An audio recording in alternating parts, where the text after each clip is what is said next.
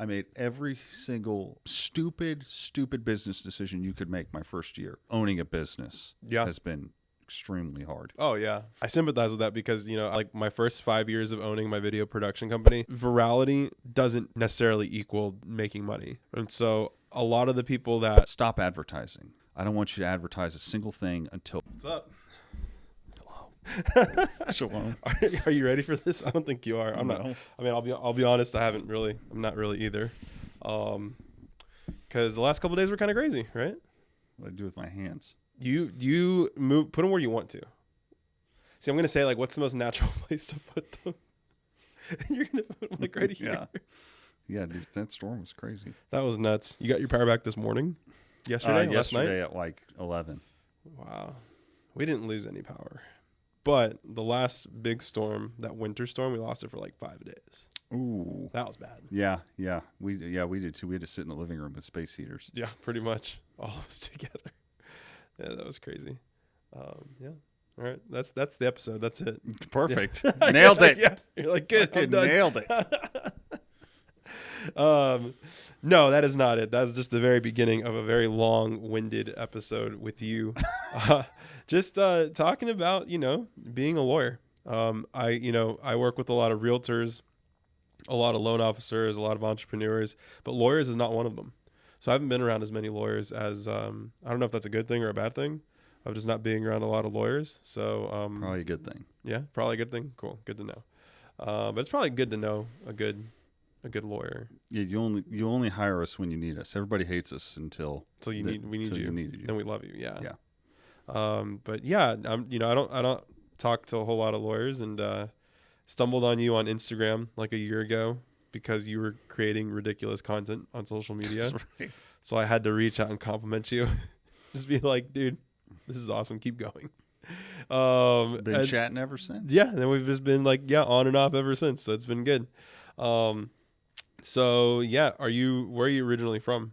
From Dallas. Oh, so you're born and raised. Yep. So you're a unicorn then. Yep. There's so many people that aren't from here. So, what did you want to be a lawyer your whole life? Was that your whole pursuit? Like Never wanted to be a lawyer. Ever. Did you want to be like an astronaut? I wanted to be a firefighter. Okay, cool.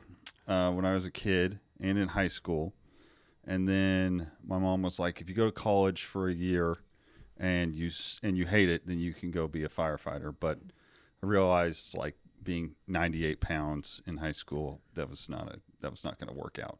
So I didn't think I could like physically keep up with it. And then I got to college at Kansas and had a blast. And so then I was like, all right, I want to be a sports agent now. Oh, wow. Cool. Then one of my mentors, who's a lawyer here in Dallas, was like, you don't want to be a sports agent. It sucks. Athletes suck. You don't want to work for athletes. And so I changed my mind on that, and then went and worked at USA Rugby for like 8 months out in Colorado. Oh, wow. Yeah. Then that ended, and then I didn't have anywhere else to go. So I just came home and then went to law school. Yeah. So you just literally stumbled into law. Yeah. Wow. Yeah, I always kind of had like an itch. I was always kind of interested in it. And then I was like, well, this is like a good opportunity. I'll do it now, and maybe it'll work out. Yeah. So it wasn't really like a career plan for you at all. It was more of just like this is where I'm at. Let's see what happens. Right. Let's take it to where it goes. Yeah, my parents are both attorneys, and so I was like, oh, wow. I don't want to be a lawyer. It's like probably the last thing you wanted to do. Yeah. Wow. What were some of the things that made you, not want to be a lawyer that you saw? Well, they both did personal injury, so it was really, really stressful. And my parents made me meet all of their clients. So I met with a lot of burn victims. My mom especially had a lot of death cases. So like it was these really tragic, sad, horrible circumstances. The families of people, right? Yeah. Wow. So I was like, this doesn't seem fun. And it's really stressful because if you do like what I do, plaintiff's personal injury, you don't get paid for years most of the time. Wow. You take the cases all on for free and then get a percentage afterward. So I saw my family like really struggle with, at times, the stress of going without a paycheck for a while. Wow. And then the clients are also stressful because they're going through the worst part of their life, majority of the time. Yeah, And so while it's like- having to deal with all Yeah. the I guess the courts and all that too, on top of like the emotions that they're feeling. Yeah. Jeez. Yeah. And then you can go to court and lose and nobody gets any money. And you get nothing for your Yeah. time. So I was like, this doesn't seem very fun. No, that sounds awful. It doesn't seem. I can't imagine growing up being like, "Oh, I want that Yeah. in my life. That sounds great." Yeah, I feel like law is one of those professions that's very romanticized in the media and in TV and in film and commercials and stuff. But it seems like it's much more of a grind than what they portray it to be on TV. Yeah. It's a lot easier on TV, which is my biggest gripe. Is like on TV, you get the case and then you're in trial like the next day or Monday. Yeah. They don't cover like the continuances, all the discovery, gathering all the evidence and stuff that takes years. Yeah. Yeah. In TV, It's like in 2 days. Yeah. Like it's Law and Order boom, boom. SVU. Like, cool, And- they're in court yeah. now. Oh, cool, they won. Great. And that they was always like in 1 win. week. Yeah. They always win. They Yeah, never yeah. lose. So Well, they're really good lawyers that's on right. TV. That's They're the right. best. They're the Our best lawyers. respecter does not lose. Yeah, and have you ever so you practice in and around Dallas County, Right. right? Yep. What are the types of cases that you typically take? Right now, a lot of car wreck cases, a lot of truck wreck cases. Have a couple slip and fall cases, and then starting to delve into kind of the bigger mass tort cases on these hair relaxer cancer litigation. So that's been really fun to learn about. Wow. And what when people come to you, is it typically because like they've gone to other people and they didn't like that experience, so they want to try something new, or do they like stumble on you on social media? Do they find your website, or is it like cold people that have never met you before, referrals? Like, is it all the above? How do people above. kind of show up to I your just doorstep? right before we started, I just got a message from one of my wife's friends who was like, "Hey, I just got in a wreck." She sent me a message on Instagram. So like I've gotten a couple cases through Instagram. A lot of it, I'd say 99% of attorneys get their clients through referrals from whether, hey, Alex, I got in a wreck. Who do you know that's a lawyer? Oh, call Jim. He's a lawyer. Yeah. But also there's a lot of billboards, as everyone's seen, or TV commercials and all Of course, that stuff. like But Texas Hammer, and all those. yeah, I can't afford any of that. So like 99 is like from 99% of my cases are either from other lawyers or from friends and family. I've had a couple cases where other law firms turned it down and sent it to me, and then I'll pick up the case and run with it. Are they like overwhelmed? Are they too like? Is it not? Is it something that they just think that doesn't fit what they do? Like, It depends. So sometimes you'll have like a lot of law firms, especially the really big law firms, do not file a lawsuit. They just do what's called pre-litigation, meaning they try to get your case settled without having to file a lawsuit, which a majority of the time happens. And then if a case has to go into litigation, they'll refer it out to a litigation firm. okay, Because litigation is really expensive, takes a long time to realize the profits on a case. So that's why a lot of personal injury firms will refer cases out. Then there's also like friends that are family lawyers, and they're like, hey, I don't do that area. mm-hmm. Here's a case. Or a friend is working up a case and it's like, hey, I need help on it. Will you work this case up with me? Which is like my favorite because it's really, really fun Yeah, to work cases up with your friends. Or if like I have a case, like I have a lot of cases because I just started the firm where the case is too big. So I want to bring someone in either to learn from them, help out with case expenses, or if they're a better lawyer, yeah. then I think it's better for the client to get someone who's better than me. Wow. To help out and can really, really help the client. Yeah. How long have you been practicing law for? 7 years now. 7 years. And this is your first year with your new firm. Yeah. new firm. Cool. What'd you do the first 6 years? First 6 years, I clerked for a federal judge. Then I worked for a big business lawyer here in Dallas. Then worked and did insurance defense at a firm, and then left that and started my own thing? shop with no clients and no money. It's the best way to start Yeah. anything. Yeah. How terrifying is that? Horrible. Yeah. If you're going to start a business, don't do it with no money and no clients. It's not the way to do it. Yeah. No, I started mine that way too. Yeah. And don't recommend it. Yeah. That wasn't good. I mean, I'm glad I did it, but yeah, not recommended. What's been the biggest challenge your first year? of owning your business, running your business, running your business and being a lawyer at the same time. I think it's what we were talking about earlier is you don't know how to be a business owner. Like I've been so clueless. Like I tell everybody, if you want to know how to make every single business mistake, call me. I made every single stupid business decision you could make my first year. And so that was just so hard. Like accounting, I still don't understand accounting. Like no idea. How to budget, what cases to take, not to take. Because at first I took everything and lost a lot of money doing that. Wow. And then coming from the insurance defense side, you don't see a lot of the workup that goes into the cases before they get filed, like the medical treatment, dealing with the insurance adjusters before litigation. So it was a really, really steep learning curve. But I think any lawyer will tell you that learning the business side or of owning a business has been extremely hard. Oh yeah, for sure.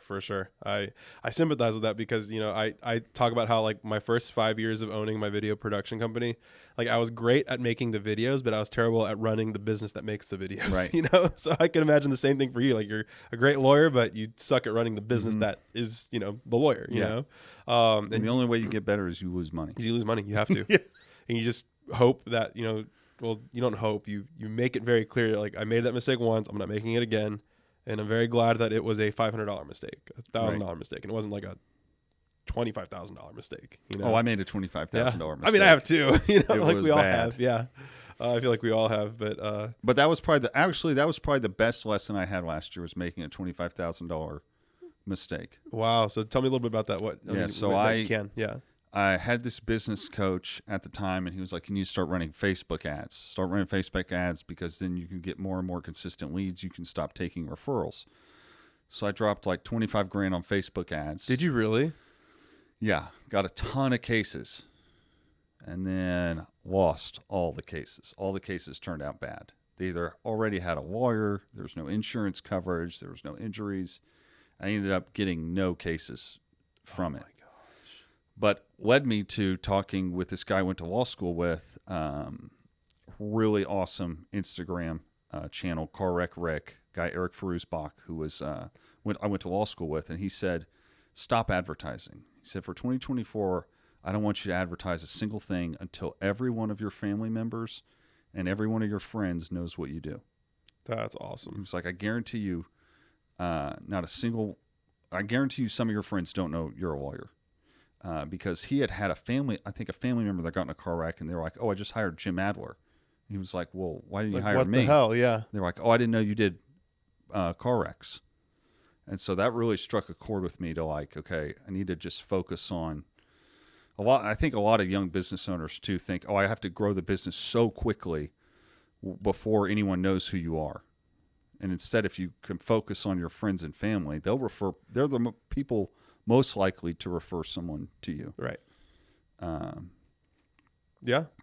No, 100%. I mean, I was in that situation last year where, and I'm focusing even more this year on it, of just keeping my business way more organic, not worrying about the people who don't know who I am, and focusing exclusively on the people that are in my network, that currently follow me on Instagram, that, you know, I have somewhat of a relationship with, and not worry about complete total strangers, you know, to be like, that's how I'm going to prop up my business. Right. Because like one person who you leave really happy, they're going to get you at least 3 referrals, and those 3 referrals, you make them happy, that's going to be 9, and then 20, and soon enough you're at 81 clients if you play your cards right, within a year. So, and I agree. That's a big mistake people make, is thinking they have to grow the business quickly with strangers. I mean, I post videos almost every day on social media, and people still forget that I do what I do. Yeah. So clearly I'm not doing enough. From somebody who, like you said, you pulled up my new YouTube channel, you're like, holy shit, he's already posted 21 videos in 1 week. Right. That's still not enough. Right. You know? And that's exactly how it goes. You have to just be very strategic with the people that are in your circle and start there and focus on that and not worry about anything else. 25,000 on Facebook ads is a lot, though. That's nothing. Well, a lot of people don't know. Well, compared to like the Jim Adlers of the world who are spending, you know, the hundreds of thousands a month, probably. What's crazy is personal injury is the most expensive marketing space of any business in the world. Wow. Like even just on Google. Yeah. Like the competition's fierce. Yeah. So like even one click on Google for personal injury is like personal injury lawyer near me, Dallas. It's like $400 to $600 for one click. Oh my gosh. And it could just be your little niece clicking on their iPad. You just lost $600. So like if you want to go and advertise even just on Google, let's not even get to TV or billboards or anything else. It's so expensive to get started. And that's why I was kind of suggested, use Facebook ads because they're cheaper, but it kind of can burn you in the long run. Yeah. Given that old adage, you got to spend money to make money. Yeah. No, it just seems like it's definitely a volume game. You know, it's like the people who can afford to spend X amount per month to get through the muck to find their clients. Like that's the way it's going to work. I mean, that's why the billboards work well, is because those guys keep them up there for years. Mm-hmm. And so they have people who are answering the phones who are just, VAs or assistants or something who can handle 50 robocalls per day or 50 whatever calls a day to find like the one or two cases that actually work. Right. But I think we would both agree billboards are dead. Yeah, ish. I think depending on what you use them for, right? Because I think with billboards there's still like a volume play. Would you rather have a client who puts $100,000 towards a billboard or $100,000 towards a YouTube channel? A YouTube channel for sure. Okay, why? Yeah, because where do I even start with that? A YouTube channel is you control it, you grow it, it compounds over time, it becomes more valuable real estate compared to that billboard. It lasts. It's not going anywhere. Yeah, can a YouTube channel get destroyed by a tornado? No, you're right. Yeah, exactly. Right. Yeah, it doesn't get destroyed by natural occurrences. I mean the YouTube channel for sure. That 100,000 also depends on like how long you're going to spend it for. That would be a really important factor to consider too in that question. But I mean the YouTube channel for sure. Like if I were to just like objectively look at it, obviously industries are different, but because if it's billboards, it's like, all right, well, how many billboards? Like, where are those billboards placed? How many people drive by that billboard every day? Well, my thing is like, I understand you want all the billboards to build a brand awareness, but if you're driving and then I'm looking up at your billboard, I don't have time to write your phone number down. Right. So it's like, and everybody's looking at their phone anyway. You can't be looking. Why don't I just be on the phone? Right. Yeah. I think with the billboards, it might be a little antiquated, but I think there's a lot of value in using it. See, it depends on what the goal you have with it too. Because I think it's bad to put up a billboard and be like, I want phone calls. Right. And I strictly want a phone call. Right. Versus I just want people to know my face, like to recognize my face. Because if I'm walking down the street one day, I want somebody to be like, oh, that's the billboard guy. And then walk up to me and have a conversation with me or point someone out, that needs my help. That makes sense. Right. So like overall brand awareness, that makes sense. Cause like, that's the way it works is, you see me on the billboard and then you see me like on the bus that drives by, the ad on that. And then you pop up Instagram and boom, there's an ad of me there.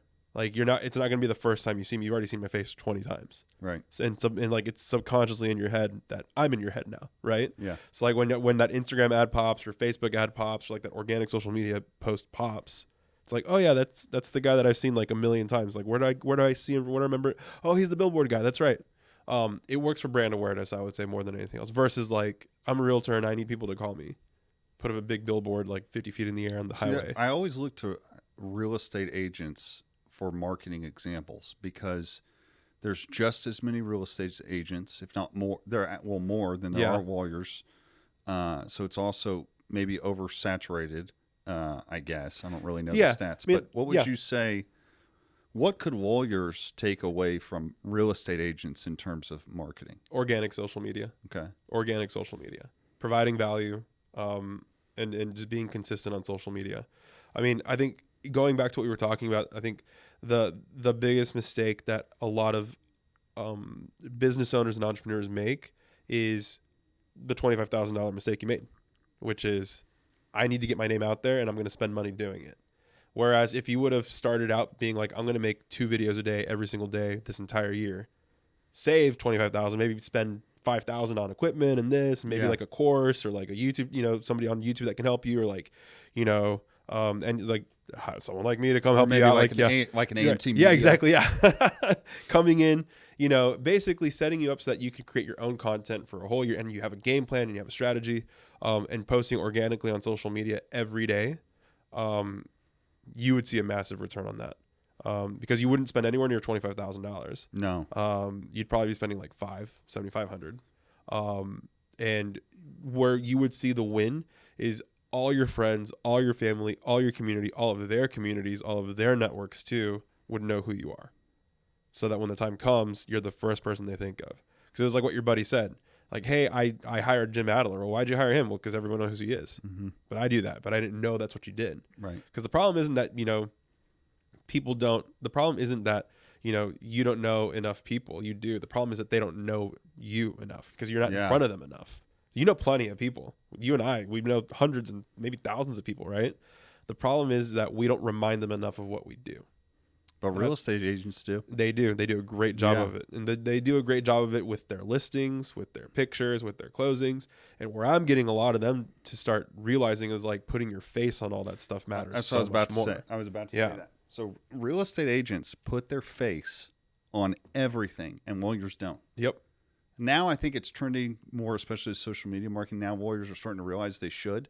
But real estate agents from the get-go have always put their face on everything, and it's genius. Yeah. And I don't know why lawyers haven't picked up on that. I don't know either. Do lawyers, do they think they're more like behind the scenes than realtors? They think they're like... Well, the whole thing with lawyer advertising, it was frowned upon for longer than the industry has been around. Well, not longer than for a long time. Yeah.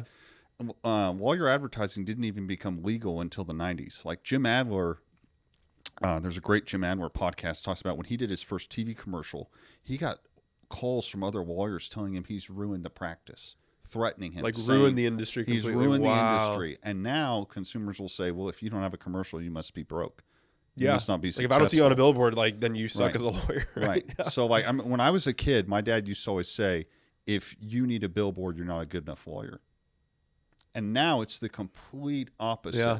The complete opposite.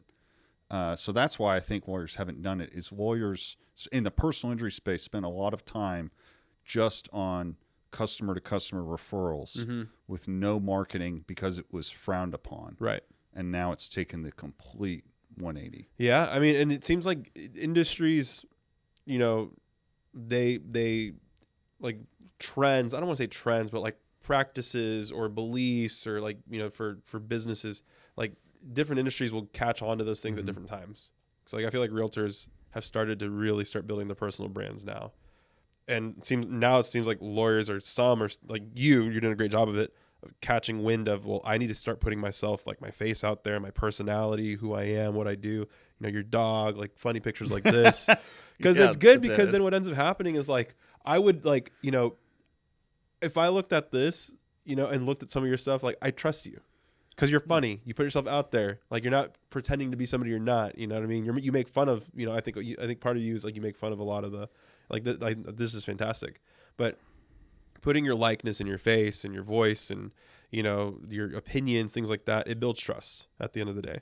And when you build trust with somebody, they're going to be more likely to want to work with you than not. And that's the value that I've seen video content especially give to business owners, whether it's on their social media pages, their websites, on ads, on landing pages, whatever it is you build a relationship way faster than a picture could or words could. Right. Yeah. Video is the way to do it. And lawyers have not picked up on it. There's very few, like just thinking of Texas lawyers who do a great job. Guys like Jay Murray, local lawyer here in Dallas, posts a ton of content, and it's awesome. He's funny. Yeah. He's personable. Like he does these really cool taco reviews. Those are my favorite ones he posts. Car Wreck Rick does a lot of great content. Jefferson Fisher, of course, has gone crazy viral. Rich Hyde, who's a lawyer out in Fort Worth, he posts great content. So you can especially see the younger generation has gotten away from, a lot of lawyers will post like a picture of negligence defined. And they're like, well, nobody liked it. You're like, well, nobody gives a shit. No one cares. It's boring. Yeah. So now you have all these other lawyers putting up video content, and then not just here's the 5 things to do after a car wreck that every single lawyer now has done. a gajillion times over, and they're like, Yeah. well, I can't talk about anything else. And it's like, no, there's tons of stuff you can talk about, and you have to do it on video, unless you're a model or you're selling a product. I guess it's video. Yep. You have to do it. Exactly. Something that I tell a lot of people when it comes to working with me and asking me like what kind of content works for social media and for video content in general, in the educational side, is if it's Googleable, it's not going to make good content. Like that's why those definitions, they get like 3 likes, and it's typically like your mother, your aunt, and your sister, like family members who are like supporting your page, right? Not people that you don't really talk to, because there's nothing eliciting any sort of emotion there. There's no room for any reaction, because it's just bland. And so when you're thinking through content, think of it in that way of like, if this is something that somebody can very easily search on Google and find, then it's not going to make good content, because good content is good content because it comes from you and nobody else. I never thought about it that way. Yeah. So on your next batch of content, you're going to be the other thing is thinking it through that way. I never realized how hard it is to make video. Like, in what sense? Because there's a lot of different ways we can take that. Yeah. So like coming up with ideas is something I really struggle with. And then like my videos still suck, but you have to realize you have to shoot like 100, 150 of these things before you even know what you're doing. Like it took me like 25 videos to even figure out how to put captions on there. And then I realized, I can hire someone to do that. But all these people that are really good on YouTube or Instagram or whatever have shot like 500 pieces of content. Yeah. You just don't know it. You don't see it. Like Gary Vee is like, you need to shoot 300 videos before you think about quitting, because most lawyers will do 10 videos, put it to YouTube, and then go, well, it didn't get me a case. Right. Well, you didn't do it. I only got 5 views. Oh, no. Yeah. And it's like the practice of law. You have to practice it. Video is a whole new, like we weren't taught in law school how to shoot a video. How to market yourself on social media and how to get more cases and the organic social media, like all that kind of stuff. Or how to keep people engaged. Yeah. If you don't have them in the first 3 seconds, you're done. Done. Yeah. And that's what I'm trying to learn right now, is how to learn hooks. Yeah. Like titles, hooks, keywords, all that kind of stuff. I mean, YouTube's a different animal, but the big thing is attention and grabbing attention and holding on to that attention. That's the same on all platforms. How do I grab someone's attention and hold on to it for as long as possible? What do you say? What are the keys for a good hook? Making it about the other, never about you. Okay. Making it about the person watching. If you can elicit any sort of like emotional response, we like for my burgeoning young YouTube channel, we had one take off, which was great, and the title was awesome. It was the brutal life of an entrepreneur. And brutal was all capitalized. Like, how many people see that and are like, oh, that hurts, And it's the title. The title gave it away right away, and then it was a part of a podcast that we did, and the start of the conversation was great, because the guy, my friend Joe, who I interviewed, started out really like perfectly. So it was just the perfect mix of like a great piece of content and also a great title that went with it. Okay. And then once you get past, I got them on the title, but they won't watch. They'll tune out after the first 5 seconds. Is that because I had a good title but a bad hook? Yeah, that's a bad hook. Okay, sure. So then what's the key to the good hook? Yeah, well, it'll be the same thing. Is not making it about yourself, making it about someone else, giving value right away. Like, here's what you're gonna get, basically. I mean, that's like, they're very generic, but that's why those videos do really well. Like, here's the 5 things to do if you get in a car accident, because it tells you right away what you're getting. Yeah. The spin you could put on that is like, if you don't do these 5 things after a car accident, you can lose thousands of dollars. Like, boom. Okay. That's interesting. Or if you do these 5 things, you can almost guarantee this result. You know what I mean? I know you can't really say a lot like that, but right. You know what I mean? You can start running the wheels a little bit creatively there and start figuring out. But, if then statements like that, or, adding that to the list thing, if you do these 5 things, then this happens. Or if you don't do these 5 things, these things won't happen. That'll help a lot. What about, I get targeted right now for a lot of courses on how to go viral. This is the viral formula. These are the 3 things in every video to go viral. Is that true? Yes, but it's dumb. Okay. Because you can't, there's a lot that you can't control on video content and creating good content There's a lot that you cannot control. Virality. Let me just put it this way. Like, virality doesn't necessarily equal making money or building a business, right? And so a lot of the people that, want to be on social media want to do it because they want to get a lot of views, which is like, if that's what you want, that's fine. But if you're trying to build a business, you can be getting all the wrong views. I had to learn this the hard way, that the views, your view count, let me confirm if this is right or not.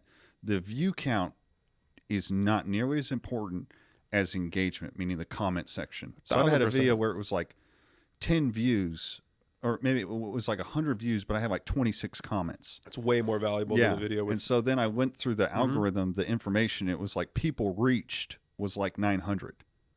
So it was clear to me, like, the view count really doesn't matter if everybody's chatting with each other and responding. Exactly. Okay. Yeah. And a lot of people chase views and chase virality. It's depressing. I look at the views because you're like, I put all this time in. Is it doing okay? And then when you're like I just did a video on YouTube that I spent so much damn time on, and it has 1 view. Versus I do something stupid like this photo. Look at that. Something goofy, and it gets like 10 views. 164 likes. Yeah, 164 likes. I mean, you have comments ranging from 10 weeks right there. And it's weird. So like, you never really, that's the other thing, is people are like, well, what's the key? You, in my opinion, have no idea what video is going to take off. Correct. And you don't know when. Like, I had videos where it got 1 view, but then 6 months later it had 200. Yeah. And I was like, well, what the heck happened? For me, being kind of in it, it's minimizing the randomness as much as you can, because you can only control the work that you put into it, or the consistency that you put into it. So for me, like, I'm launching my YouTube channel. My first interview got 41 views. Mm-hmm. I was thrilled. I was like, this is freaking awesome. 41 views. Like, normally people get like 10, 20. Like, I already doubled the worst case scenario. Like, this is great, versus what most people would see is like, I only got 40 views. Like, oh no, I got to stop. I got to give up. Like, it's the end of the world. I'm with you, dude. Yeah. You can't meet. Okay. People do that all the time. I only got 10 views. I only got 40 views. Did you have lunch with 40 people today? Yeah. No. So 40 views to me is awesome. 40 views is like walking into a happy hour. Yeah. There's 40 people there. Right. That's what views are. I react the same way. Yeah. Yeah. Because I only got 150 views on this video. Yeah, well, that's the same thing as me walking into Lunch and Learn and 150 people were in there.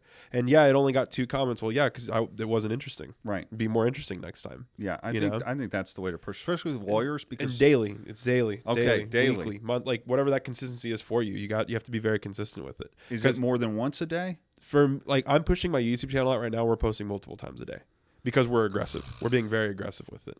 Because my goal is, it's funny because, my guy who's working on it with me is like, what goals do we have, blah, blah, blah. I was like, my goal is to make a calendar and to stick to that calendar with 100%, without missing anything.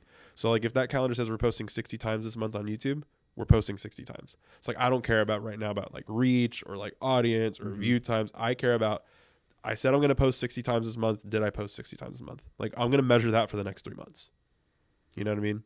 So it isn't. So the next 3 months is just posting, like, obviously like tinkering a little bit here and there when like, hey, this one did really well. Why did this one do so well? Okay, well maybe on the next batch we'll probably change some things here and there.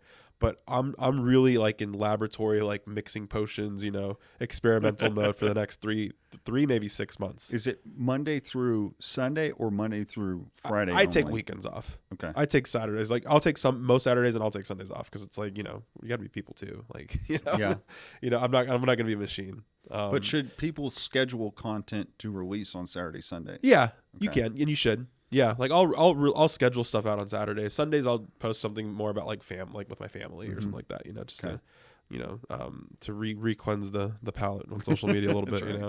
Right. But yeah, I typically it's these platforms are going to reward consistency more than anything else. Mm-hmm. They're going to reward you if you're like, oh, he's posted 100 of these things and he's gotten better at it each. Like the thumbnails are better, the titles are better, the sound is better, the lighting's better. Okay, like let's start pushing him out a little more. You know what I mean? Like rewarding him versus like, oh, he posted 10 videos this week, but then nothing for 2 months, and then he did another batch of 10. Like that's very inconsistent. Yeah. So I think that's where a lot of people give up on. They just give up way too early. Yes.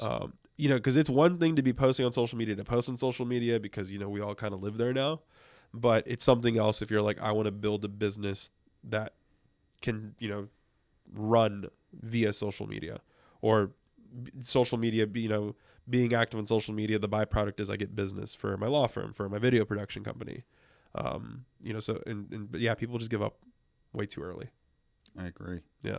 And the other thing people I've noticed a lot of lawyers do is buy followers. That's the worst. And they don't realize there's a lot of the worst, but that's a bad one. It doesn't get you anywhere. It starts pushing your content to places where you have no way to do business. Mm-hmm. It's great if you're buying followers in India and Pakistan, but you're not going to represent anybody in India and Pakistan. I learned that. You can, on Fiverr, you can buy these accounts that'll grow you 10,000 followers, but you don't realize all the followers are from outside of America, outside of Texas, and you're like, oh. So you as a lawyer who's in the State Bar of Texas, what value does it have for you? None. Absolutely none. You probably feel better at night because you look at your phone, and you're like, oh, cool, 10,000 followers.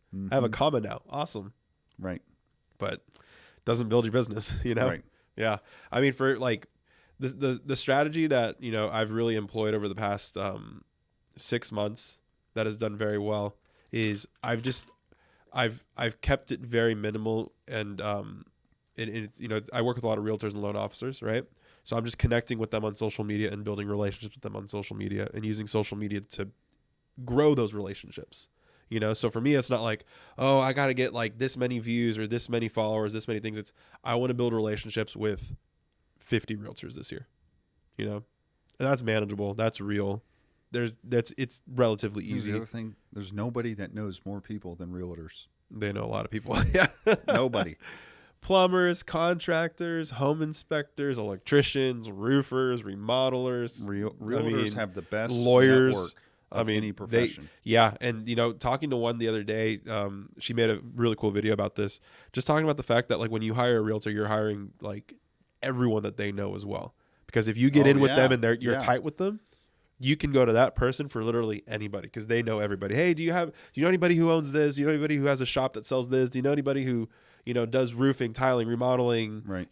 Can fix clocks. I don't know. They know everybody, right? And that's what she talked about, was the power of knowing a good realtor is everyone in their sphere of influence, which is a lot of people. Yeah. Yeah. They're cool people to know for sure. Absolutely. They know everybody. So they all know good lawyers too. Yeah. Real estate, at least. That's right. Is there any cases that you can talk about in terms of, difficult cases that you've had to deal with, whether it was, spending a very long time doing them, or the emotional side of it, or, taking a lot of time in terms of hours per day?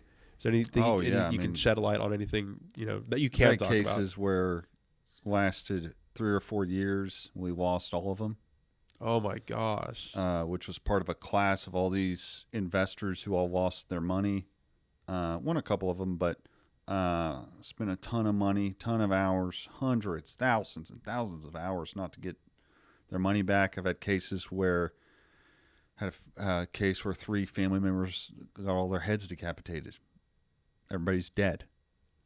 Whoa. Had cases where somebody's a quadriplegic. They'll never walk again. We see some horrible, horrible stuff. Wow. Assuming you also see really good stuff too. No. No. It's all bad stuff. It's all relative. In personal injury, the good stuff. It's the good stuff. The good result happens if the client's happy. Okay. Sometimes you can get a client a check, but their husband's dead. So they're like, "Hey, thanks for the check, but my husband's dead." That's what I want back. Yeah, it's so weird. The only thing a personal injury lawyer can get you is money. We can't get people to change their policies. We can't get we can't change people's behavior. To some extent, we can, which personal injury lawyers have done a absolute horrific job at marketing the positive changes we've made in society that no one knows about. Yeah. You should talk about that more on social media. I plan to. Right now, I've been watching all these depositions in this Monsanto case. Oh, wow. Yeah. Talking about Roundup weed killer. Mm-hmm. and this lawyer, this young plaintiff's lawyer, handled all the cases, uploaded all the depositions to YouTube. And so, like, I'm a big litigation nerd, I guess you'd call it. So I've been watching all the depositions. And the shit this guy uncovered that Monsanto was doing, which is now owned by Bayer, in regard to Roundup, is god-awful. Awful. Wow. Bribing people at the EPA, knowing that Roundup was poisoning people and giving them cancers. You're saying there's corruption in the government? Yes. Like right now, a big hot topic Whoa. is these things called forever chemicals, called PFAS, where literally DuPont, 3M are poisoning our water supplies. Wow. And no one knows about it. You and I have PFAS in our blood. Our kids, both of our kids, were born with it in their blood, and there's nothing you can do to stop it. Wow. And the only people holding them accountable are the lawyers that everyone calls an ambulance chaser. Wow. Right? So there's a lot of good personal injury lawyers can do. The problem, in my eyes, is that personal injury lawyers have not marketed all the good they do. They just, and whether that be lawyer advertising, because a lot of people see is either the billboards or the TV commercials saying, I'll get you $10 million, or like the hot coffee case, which has been widely debunked. Personal injuries lawyers have not done a good job of showing everything we do, which I hope more lawyers will turn to platforms like YouTube or Instagram to share the stories of people they've helped. Yeah. But it is a weird conflict in my business that a win is where you can hopefully get someone who's severely injured a lot of money. But you ask anybody, like if I have a client whose arm was chopped off, you say, hey, Alex, I'll give you $1 million to live the rest of your life without your arm. Would you take it? No. That's so a lot of these people will say like, jackpot justice. All these people that get these big verdicts are for frivolous cases, where it's like, no, it doesn't happen.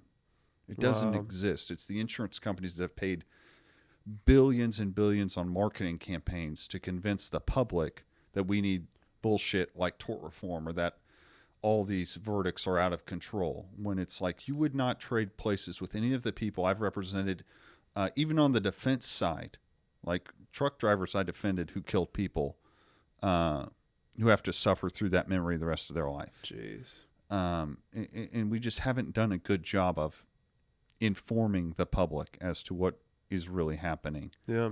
And instead, lawyers get caught up in just, we got to get as many cases as possible and convince people we'll get you the most money regardless of what happened to you. And it does a huge detriment. Wow. Well, yeah, hopefully, I know you're doing your part, and hopefully other lawyers too, of just, showing that side of law, the human side, which goes back to creating content, how important it is to show your face and show your personality and tell these stories. Cause, that's going to make a massive difference in this industry, I think, for decades to come. Yeah. I wish, especially personal injury lawyers, if every personal injury lawyer posted 3 videos about how they've had a client get screwed over by their insurance company, it would go a huge way in informing the public as to how corrupt these insurance companies are. Wow. But most lawyers won't do it. Yep. Dang. Well, I think that's where we're going to end, because we're getting there. Oh, shit. How long have we been going? 45 minutes. What? Yeah. Oh, we could have talked for another 45 minutes, I feel like. That went fast. Yeah, it goes fast. When you're having a good time, it goes really fast. Oh, that's wild. That's a good sign. That's wild. Yeah. Well, thanks so much for joining me. I appreciate it. Yeah, thanks for having me. Yeah, for sure. See, it wasn't too bad, right? No. Yeah.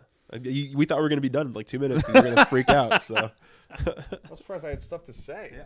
You had a lot to say. Oh, wow.